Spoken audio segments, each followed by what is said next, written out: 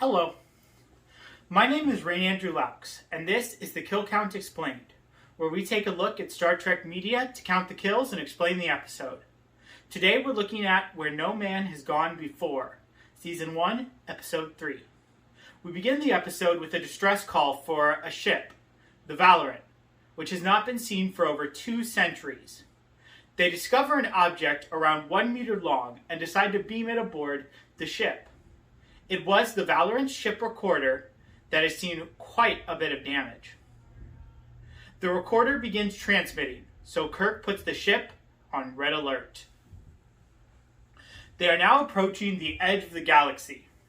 We are now introduced to Scotty, played by James Doohan, who, after trying many different accents, decided on a Scottish one. We learned the Valiant encountered a magnetic space storm and was swept out of the galaxy. They then returned and needed information on ESP, extrasensory perception. The captain then seemed to give an order to destroy his own ship? Kirk decides to go ahead and leave the galaxy at Warp 1. They encounter some sort of force field, though sensors cannot detect it. When they come in contact with the energy, consoles start exploding. We see Gary Mitchell and Elizabeth get enveloped in some sort of energy and then pass out. Spock then informs the captain that 9 are dead, so 9 will be added to the kill count. Kirk picks up Gary Mitchell, and Gary's eyes have changed. You can almost see the galaxy in them. It seems the only reason only some died and were affected by the energy was their ESP rating. Kirk comes in to check on Gary. Gary knows it's Kirk, even though his head is turned. On a side note, while watching the episode to write this kill count, my mother could not help but say, "Oh, those eyes are freaky!" Just as Kirk goes to leave, Gary's voice changes to a more echoing, booming one. He can now read pages of text in mere seconds. For some background information, the reason why Gary Mitchell looks so arrogant in this episode is the tilt of his head. He did this to see better through the prosthetics in his eyes. In sickbay, Elizabeth and Gary talk, when suddenly he thinks of making his vitals drop to 0, and it happens. He was dead for almost 22 seconds and came right back.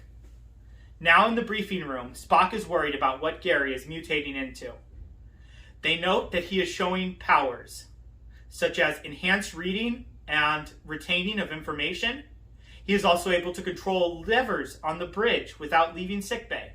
They also note that his powers are growing exponentially, and soon he will have powers that we cannot even comprehend. Spock is adamant that Mitchell must either be killed or stranded on a planet. Kirk cannot bring himself to do either at this time. Now all this time, the warp engines have been down due to the energy from the galactic barrier. So they head to Delta Vega to get energy power packs to regenerate the main engines. But Kirk's task is harder. He must transport down a man he's known for 15 years and maroon him there. Gary can now be seen using telekinesis. He also demonstrates the power to read minds and can attack Kirk and Spock with energy attacks.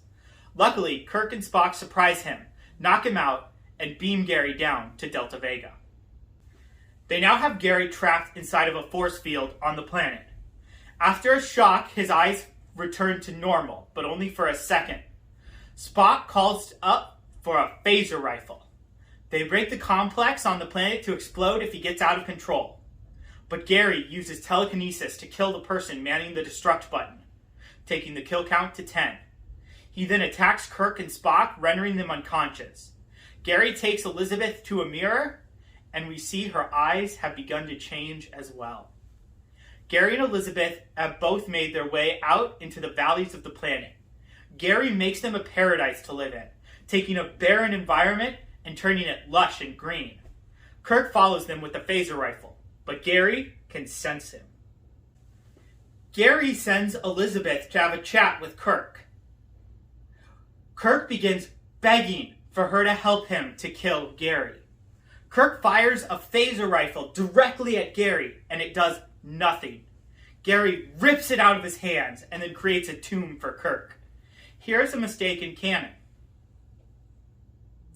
The tombstone reads James R. Kirk, which would later be retconned to what we know, James T. Kirk, James Tiberius Kirk.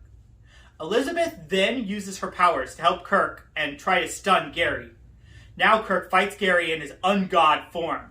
Kirk is about to kill him when his powers come back, allowing him to easily overpower Kirk.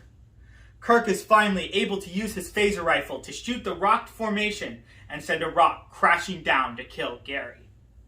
Taking this kill count to 11. Kirk heads over to Elizabeth, but her injuries from fighting Gary get the best of her and she dies. Taking this kill count to 11. Kirk then transports back up to the ship. Well, that's it for this kill counts explained. In total, there were 12 kills. 10 humans and 2 gods. I hope you enjoyed my kill count explained for Where No Man Has Gone Before. You can look forward for many more to come. Live long and prosper.